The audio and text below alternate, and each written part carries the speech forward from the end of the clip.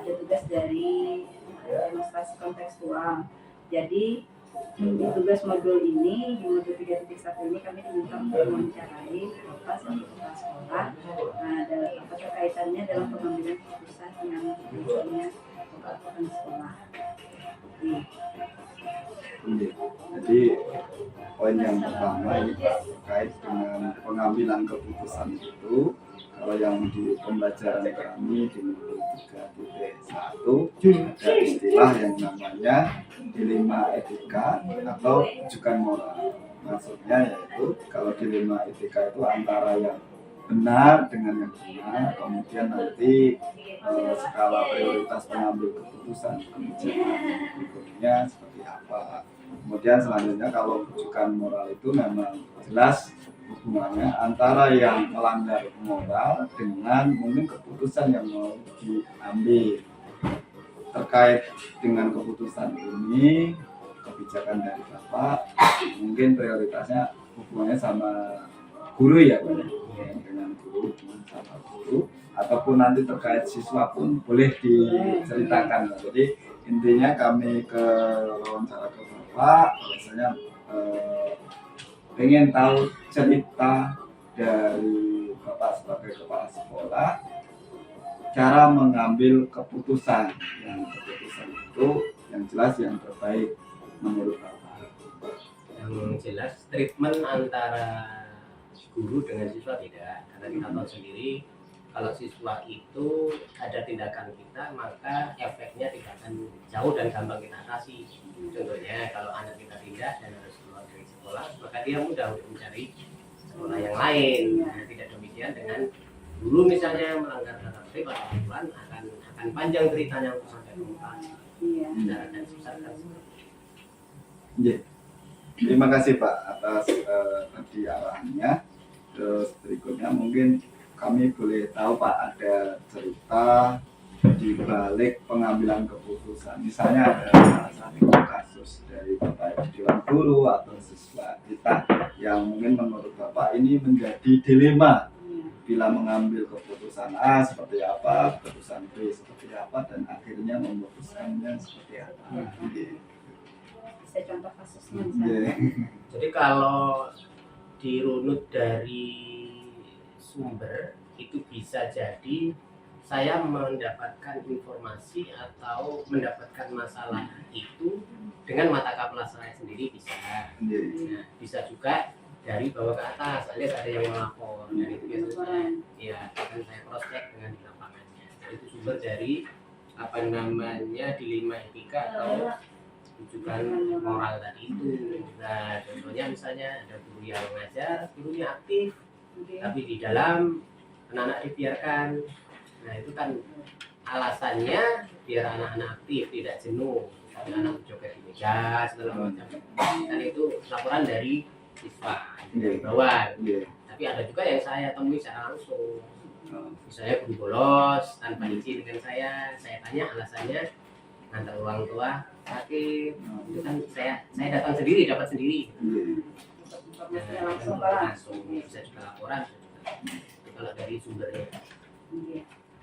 Kemudian kalau tadi Pak yang Bapak sampaikan misalnya ketemu dengan guru yang ternyata di dalam KBM pembelajaran membebaskan anak, nah kebetulan anaknya nggak bisa dikontrol ya tadi ya Pak ya. Terus langkah yang Bapak ambil untuk bahasa kita menertibkan si guru tadi itu seperti apa Pak? Sudah sampaikan di awal, yang namanya kita berkomunikasi dengan person, manusia, orang itu akan beda. Guru dengan anak beda, guru satu dengan guru lainnya juga beda. Pada kasus yang sama dan guru beda, maka penanganan yang saya ambil bisa beda. Bisa saya tegur dengan cara pada saat pertemuan orang banyak saya tegur, tapi ada juga secara pribadi saya ngobrol di ruangan saya. Dan saya luruskan sebenarnya ada cara yang lain untuk menarik anak biar fokus ke pembelajaran, tidak harus. Jadi itu tadi masuk di langkah-langkah yang biasanya prosedur biasanya yang Bapak lakukan. Kemudian selanjutnya Pak, hal apa saja yang selama ini dianggap paling efektif dalam pengambilan keputusan pada kasus-kasus misal untuk menangani suatu kasus antar bisa guru. Nah, misalnya yang paling efektif menurut Bapak seperti apa? Nah, sebenarnya kembali ke tadi, kita itu kan unik, manusia itu kan pribadi yang unik. Tidak bisa kita ambil langkah yang sama semua. Iya. Dan biasanya kalau masalah itu sama tapi orang berbeda, saya bisa datangi sendiri ke ruangan, bisa juga saya panggil, tergantung orang-orangnya. Karena efektifnya juga beda. Karena orangnya beda. Beda, iya. Ada yang harus keras, ada yang dengan cara disindir aja sudah masuk. Iya. Kemudian ini Pak, mungkin pada waktu proses tadi ya Pak ya, pemanggilan dan sebagainya, kalau boleh tahu saya Pak, reaksi dari mungkin guru yang dibina itu seperti apa, terus tanggapan Bapak seperti apa? Iya, ya. Jadi kembali ke kalimat saya tadi ya. Sebenarnya saya untuk memilih cara itu sudah saya perkirakan sudah pas banget. Tapi ya respon teman-teman juga kadang beda. Tidak sesuai ekspektasi. Betul. Kadang yang di pandangan saya ini dengan cara saya nyinggung di rapat mungkin akan berubah. Ternyata nggak berubah juga. Tapi ada kalangan tertentu, ada orang tertentu yang harus saya ajak ngobrol aja dengan kalimat yang mungkin beda juga. Nah, biasanya Pak, kalau untuk pemanggilan itu atau untuk hal-hal kasus yang misalnya datang mendadak atau diketahui secara mendadak itu, apakah Bapak menjadwalkan untuk bertemu atau langsung saja? Oh, gitu. Tentang jadwal ya? Nah, kalau penjadwal biasanya kalau itu masalah-masalah yang tiba-tiba datang, paling rentan 1 atau 2 hari baru nanti kita ajak ngobrol. Karena pada saat itu juga kalau kita tangani juga nggak efektif juga. Terutama kalau masalah perselisihan ya harus saya gali dulu di mana posisinya. Data informasinya dulu Pak. Dan biasanya juga saya saya akan meminta pertambangan ke kawan-kawan yang lain. Terus begini Pak, tadi kan mungkin ada penjadwalan, terus mungkin ada yang memang sewaktu itu langsung diselesaikan. Pada waktu mengambil kebijakan atau keputusan itu, apakah Bapak ada juga melibatkan yang lain? Apa memang langsung face to face sama orangnya atau seperti apa? Yang khusus untuk siswa itu mesti ada alur yang harus saya ikuti. Mulai dari yang terkecil lah, misalnya di kelas, kemudian kaproksi sampai ke waka-wakanya. Itu yang khusus untuk siswa. Nah, khusus untuk guru itu beda kalau saya memperlakukannya. Jadi ya itu tadi kembali ke person tadi. Kalau si ini siapa yang harus saya ngobrol, kalau si ini siapa yang saya harus ngobrol. Jadi tergantung situasinya Pak. Betul. Kalau situasinya ke anak, maka kita akan menyesuaikan posisi yang ada dan memperhatikan. Jadi kalau guru ini tergantung orangnya. Iya. Kalau tipenya kayak Pak. Oh ya, misalnya kayak saya gitu kan. Bapak kan jelas sudah punya peta ya di bekal ya. Kalau tipenya seperti saya. Kalau tipenya seperti Pak Kamto harus digimanakan Pak? Sekarang gini, kalau saya punya prinsip ya. Laki-laki yang memahami laki-laki itu perempuan atau laki-laki? Ini laki-laki punya masalah nih. Yang memahami si laki-laki itu perempuan atau laki-laki? Ayo. Sampean ada masalah. Yang paham tentang sampean itu laki-laki atau perempuan? Perempuan Pak. Nah, itu jawabannya Bu. Jadi sudut pandang perempuan yang misalnya Pak Kamto misalnya ada sesuatu yang nggak pas gitu. Akan saya kalau dari saya kan sama-sama laki-laki, mungkin sudut pandangnya sama. Nah, saya harus mencari timbangan yang lain, misalnya perempuan dari sudut perempuan seperti apa. Kalau saya seperti itu. Berarti kalau saya bermasalah, ya sudut perempuan kaya, yang laki-laki sudah saya tanya. Ya Om Rupiah, kan sama-sama menghadapi perempuan. Menyesuaikan dengan kondisi kalau memang itu dari sisi situ, tapi ada sisi yang lain juga, misalnya kan ya, misalnya Pak Kamto ini punya masalah tentang kesiswaan, maka yang saya waktu masih di kesiswaan, maka yang saya ajak ngobrol adalah terkait dengan kawan-kawan yang di kesiswaan yang tahu saya dari Pak Kamto, di sampingnya masalah gender tadi. Oke, lanjut Pak. Terus selanjutnya Pak, dari beberapa mungkin kasus pasti ada yang menantang ya Pak, dalam artian oh ini perlu pemikiran yang sangat keras dan sebagainya. Nah pada waktu hal yang seperti itu biasanya Bapak menyikapinya seperti apa Pak? Kuncinya api jangan dilawan dengan api. Oh, Pada saat orang berapi-api maka kita diam. Kita slow down. Kalaupun kita harus merespon langsung juga, kalau menurut saya nggak ada hasilnya juga. Nggak efektif juga Pak lah. Tujuan kita Karena hanya situasinya belum pas. betul. Kita percuma aja memberi masukan jenis apapun kalau yang wadah yang menerima itu nggak siap. Ibarat dikasih duit 1 juta kan nggak diterimanya. Karena Udah bukan itu barunya bukan itu Iya. Pak Bapak. Ya kan pada saat emosi. Kemarin kalau pernah masalah nih, Oke. terus masalah sudah kendor-kendor, kasih duit 1 juta diterima. Tapi kalau pada emosi, iya. Nggak bisa. kan gitu. Nggak- Itu nggak anunya terima. aja, logikanya. Iya. Padahal diberi kebaikan aja nggak akan diterima. Iya. Kalau itu pas posisi nggak. Iya. Jadi benar-benar harus mencari waktu yang pas. Itu yang tepat Pak lah. Waktu dan suasana. Nah, sekarang Pak, adakah seseorang atau faktor yang selama ini mempermudah atau membantu Bapak dalam mengambil keputusan? Ya, biasanya bukan siapa atau apa yang mempengaruhi Bapak mengambil keputusan? Ya, kembali lagi ke yang saya sampaikan tadi, tergantung siapa yang punya masalah. Di situ akan saya cari kawan untuk memecahkan masalah. Dan biasanya di finalisasi ya nggak saya sendiri. Itu baik itu masalah siswa maupun masalah itu saya ajak yang ngobrol. Kalau masalah di A saya ajak ngobrol B, kalau masalahnya di B saya ngobrol A kan gitu.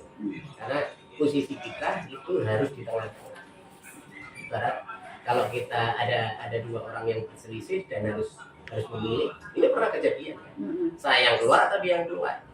Nah itu pernah kejadian.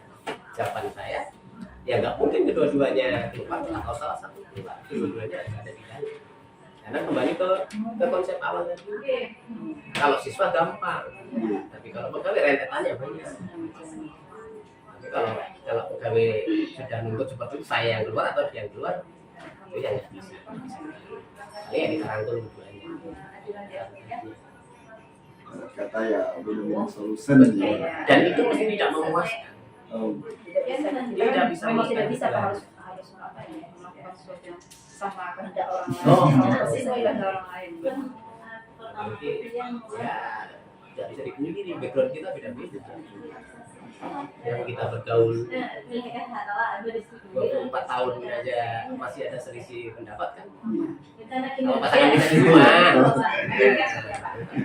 tahun aja masih ada selisih pendapat. saya baru 15 Ada lagi nyusul tinggal 9 tahun lagi sama Akan sama berarti. Langsung ya. Iya. Jadi terkait dengan Pak ketika kemudian juga mungkin soal dilema etika ini Pak yang pertanyaan kami. Pada waktu kasus-kasus yang dilema etika itu biasanya Bapak yang diutamakan sebagai pertimbangan itu kan ada 3 ya Bu ya, ada yang sesuai dengan peraturan, terus kemudian nilai kemanusiaan dan keberanian, terus apa lagi hasil akhir, jangka panjang, jangka pendek. Nah ini apa biasanya yang diprioritaskan yang mana? Ya sekarang kan kita kan satu kantor kan juga tahu kawan-kawan yang pernah bermasalah yang mana. Contohnya Contohnya mungkin ya saya gitu. Masalahnya ini minta pindah misalkan mutasi gitu. Misalnya seperti itu. ini masuk etika kan yang Rujukan moral. rujukan moral. Ya, itu masuk mungkin dilema etika misalnya. Mungkin alasan saya kira-kira oh masuk akal ini. Oh sesuai peraturan ternyata belum atau seperti apa. Salah satunya mungkin itu ya yang mau mutasi. Ya, sudah kita ketahui bersama mutasi kan yang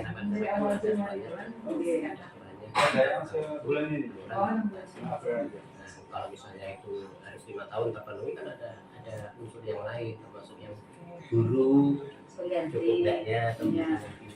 nah kalau sudah sampai nyangkut ke Semuanya. efek yang di belakang maka rentetannya akan bisa disambil ke siswa juga akan guru yang lain Makanya kalau yang dimutasi, salah satu solusi yang saya sampaikan itu tadi. Yang moral tadi. Kenapa? Nah, kenapa saya bilang bukan moral karena saya juga ngajukan biar lewat atas langsung, padahal itu kan nggak bagus. Tapi karena ada rasa kasihan tadi Pak. Kalau mungkin bisa. Nah, siapa tahu bisa. Jadi disarankan. Ini Bukan moral. bukan moral. Dan ada lagi yang misalnya kawan kita pada saat rapat nggak hadir, sudah kesepakatan bahwa rapat itu hadir dan kalau tidak hadir harus izin. Nah, ada kawan kita misalnya nggak izin, hadir dan nggak izin. Nah, waktu absen kita dengarkan, Pak tadi nonton itu baik kemarin apa itu? Ini rasanya ini. Di rumahnya. Saya bilang kalau sudah jadi apa lagi? Tapi secara aturan kan seharusnya kan bisa aja kalau sudah sepakat itu tetap ada rapat seberapapun waktunya itu rapat. Boleh izinnya. Pulang sekolah lagi ke rapat lagi. Kalau misalnya belum selesai rapat ambil dulu izinnya. Kan itu sudah maksud saya sudah pas. Tapi ya jangan enak juga. Ada yang nggak cocok juga. Alasannya apa? Alasannya capek diwari. Nah, padahal kalau ditimbang dari sisi tanggung jawabnya, ini sudah yang orang tua juga tanggung jawab. Tapi bagaimana caranya mencari titik tengahnya? Nah, kalau sudah capek bukan urusan orang tua lagi kan itu sudah komitmen diri seorang. Sama juga kawan-kawan yang mau izin pulang, misalnya nih belum waktunya pulang sudah pulang duluan. Nah, itu kan sudah ya mudik duluan. Kalau mudik sesuai dengan aturan jadwal sudah masalah. Tapi kalau mudik sudah ada izinnya di situ, saya senang kawan-kawan izin. Cuma saya bilang juga ke kawan-kawan secara aturan itu nggak bisa. Tetap aja biar izin, tapi di administrasi itu bolos. Itu. Nah, kalau sudah seperti itu ya saya kembalikan ke kawan-kawan. Coba kalau benar, kalau misalnya dikait sedemikian rupa untuk menghindari itu bisa enggak?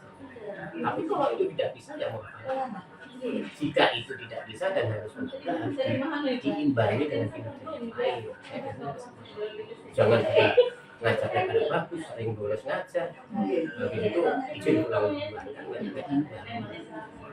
Nah itu kan kayak saya memperbolehkan nggak masuk kan, tapi kan mudik misalnya mengunjungi orang tua. Kenapa kalau sudah mengunjungi orang tua kan sudah kewajiban. Tapi kan harus paham lah menyadari diri. Kalau misalnya banyak kekurangan dari situ maka harus ditutupi dengan yang lain. Nah itu berarti Pak hubungannya dengan kritik terhadap pengambil keputusan yang peduli. Jadi kadang kita apa yang kita putuskan itu tidak sesuai dengan yang seharusnya yang ada di peraturan. Tapi karena rasa peduli kita lebih besar, maka kita mengutamakan yang tadi yang Bapak lakukan. Kadang-kadang punya prinsip juga. Kalau kita itu tadi saya seperti waktu kalau misalnya lagi ngajar orang tuanya sakit, karena orang tua kan kewajiban kita juga. Tapi terus jangan lupa disempat-sempatkan. Ada juga kawan kita yang pernah saya ajak ngobrol, datang siang biasanya pagi. Nah, jawabannya orang tua yang mandiri. Iya, akan dia karena dia orang yang akan saudaranya. Ngajar sudah konsekuensinya. Wajibannya gaji kan dimakan. Nah, gimana caranya bisa gantian saudara itu orang tuanya. Dan kalau itu sudah mentok, ya mau apa lagi? Sudah ada usaha. Tapi kalau sudah niatnya sudah kesempatan ya. Artinya di setiap keputusan atau kebijakan juga ada namanya trilima Pak, trilima dinamika atau solusi-solusi yang lain. Nah, yang Bapak sampaikan tadi, misalnya contoh yang dia meninggalkan jam ngajinya, bukan dari itu kewajibannya, tetapi ada tanggung jawab pula. Bapak biasanya menyampaikan yang bersangkutan itu ada solusi yang sampaikan itu tersampaikan. Karena saya prinsip juga kalau berprinsip kalau dipaksakan udah dia kan nggak fokus. Iya. Mendengar anaknya sakit dia nggak akan fokus, nggak akan nyampe juga materi itu kan gitu. Ya kayak pacarannya. Terus saya juga kan ya semua kalau ada pemimpin lah kepala semua pemimpin awalnya kan bukan pemimpin juga pernah merasakan cuma ya situasional tadi itu kadang kita mengambil keputusan itu mengambil tindakan itu padahal saat posisi kita nggak tenang atau emosi maka itu kadang-kadang juga menentukan itu bisa sering terjadi. Jadi kunci yang pertama adalah remnya. Kalau remnya kuat itu bisa kapan digas kapan dia. Tapi kalau remnya nggak ada, langsung. Karena ada kan kawan-kawan kita yang mulanya seperti ini. Tapi bagi orang-orang tertentu masuk bu. Justru pakai itu masuk. Tidak berlaku Kita aman aja. Ini habis Pak, habis pertanyaannya. Maksudnya ada kesimpulan. Nah, dari semua hal yang telah disampaikan, pembelajaran apa yang dapat Anda petik dari pengalaman Anda mengambil keputusan dari Jadi kesimpulan kita menghadapi makhluk hidup, menghadapi manusia yang punya perasaan. Intinya yang pertama yang merasa perasaan. Apapun itu, aturan tetap aturan, tapi rasa juga harus masuk di situ. Kalau bicara aturan kan biasanya nggak memandang rasa. Nah itu belum tentu lah kalau bicara. Nah tapi kalau sudah ada perasaan itu akan ada perkembangan. Sebetulnya itu nggak bagus dari sisi apa ya? pegawaian Aturan itu dari sisi aturan. Tapi kalau kita kembali lagi bahwa manusia itu makhluk sosial ya, sosial tetap harus kita termasuk di sekolah kita dan muaranya apapun yang ada di sekolah ya itu sekolah kita ya punya kita nggak bisa seenaknya kita harus melepas satu orang. Terus yang paling penting lagi ini kadang-kadang masih di luar nah, biasanya atau logikanya dalam satu sekolah itu kan yang bercerai-berai harus kita satukan. Kan dirinya seperti itu. Tapi pada kondisi tertentu yang bercerai-berai itu kita biarkan bercerai-berai asal tidak keluar dari lingkup sekolah. Kadang-kadang harus diambil itu situasional. Dan itu kadang-kadang perlu sesuaikan. Iya, kadang-kadang yang tercerai-berai itu kalau jadi satu malah nggak bagus. Jadi biarkan aja bercerai-berai asal tetap jadi kerjasama. Padahal secara jadi nggak boleh, semuanya Jadi tugas sama kalau harusnya. ya semua sekolah ya. Kalau kita ada juga kan?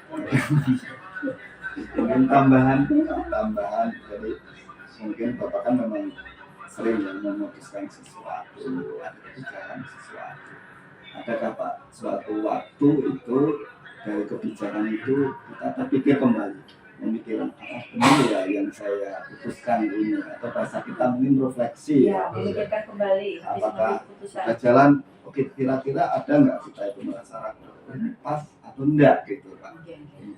Jadi konsep saya Pak yang seperti apa namanya disampaikan sebagian kawan-kawan jangan dibanding-banding diri.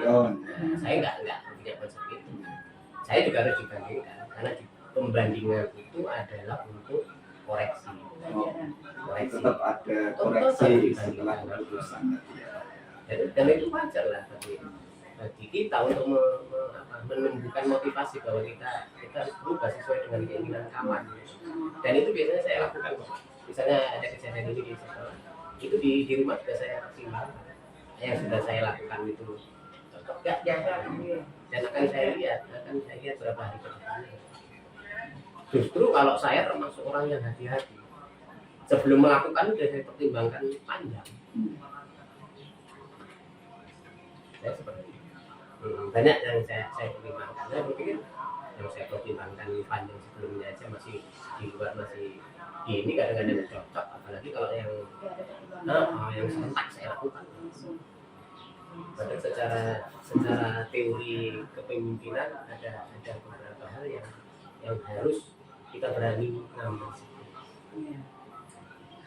Apapun yang baik, pokoknya jangan dulu ada yang seperti itu nggak cocok dengan saya. Tetap ada. Jadi sekolah-sekolah yang seperti ini aja maju ya enggak, mundur ya enggak. Pak, ini luar biasa Mas. Namanya. Memang semua kan punya tipe kayak kepemimpinan masing-masing ya. Dan itu suatu hal yang sah-sah aja ya, Bu ya. Lama kan nggak bisa disamakan. Tipenya beda-beda. Mau ambil Beda. Kayak orang punya 3 anak. Terus gimana, ada masalah dengan anak yang mana? Jika sini punya keluhan bisa langsung dipenuhi, bisa juga nggak sesuai umurnya. Jangan sampai yang tua dikasih sangu 10.000, yang Iya. si kecil itu 10.000 juga kan. Iya. Mana mereka Pak? Nah itu tipenya yang sesuai umur Pak. Kalau Alif umurnya 11 berarti 11.000. Nah jika 8.000, Kalau makin tinggi umurnya makin banyak lagi ya, Bu ya. tapi itu pagi aja berlakunya Pak. Kalau siang udah lain lagi. Oh, lain lagi. Siapa yang dapat itu punya uang. Wah, luar biasa. Anu, masing anak beda treatmentnya. Iya. Itu satu pabrik. Iya. Apalagi yang ini pabriknya beda-beda kan. Iya. 60 orang pabriknya beda-beda. Banyak pabrik gitu. Iya. Nah, itu Pak. Itu Pak.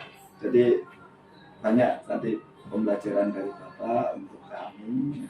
Mudah-mudahan ini salah satu referensi juga yang ya depannya dalam menyikapi di kelas kah, dalam mengambil keputusan ke siswa dan sebagainya lebih hati-hati lagi ya, Bu ya.